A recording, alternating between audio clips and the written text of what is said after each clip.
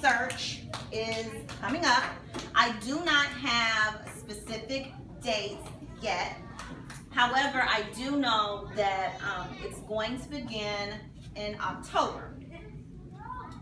And so before I talk about, and you guys know this because you've done this before I talk about what we're looking for in the talent search, this slide just gives you a comparison between the bright child and the gifted learner. And I think sometimes teachers think all bright students are gifted. Your bright students are teacher pleasers. They're usually very organized. They work hard. They're going to do whatever you ask of them. Whereas your gifted learner can sometimes challenge you. They ask questions. They play around a lot. Sometimes they're inattentive. They create new ways to solve a problem. And they're mentally and physically involved in their own learning. Sometimes they are the students that disrupt class. Sometimes it's boredom. A lot of times they have a difficult time concentrating.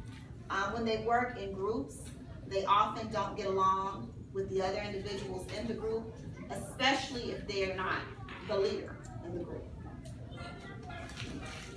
There are two reasons for the talent search. The first reason is we're looking for students who could possibly qualify for the Gifted and Talented program.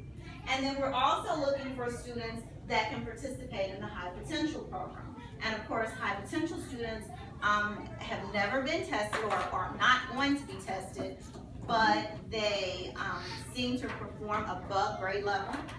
They would be pulled once a week for 50 minutes to 1 hour just to work on enrichment and acceleration activities, whereas your gifted student is pulled for an entire day each week. And your gifted student actually has a gifted IEP. So they're covered under the special ed umbrella. They're just at the opposite end of the spectrum. And what you will find is a lot of parents will come into your classrooms and they'll tell you that their child was gifted at another school. And then when I checked their folder, they were actually in high potential. So there is a difference. All right, so in order for a student to qualify for SCORE, they are tested in the areas of mental ability, achievement, motivation, and creativity. So as we approach the talent search, you're looking at your students in those 4 areas. Mental ability.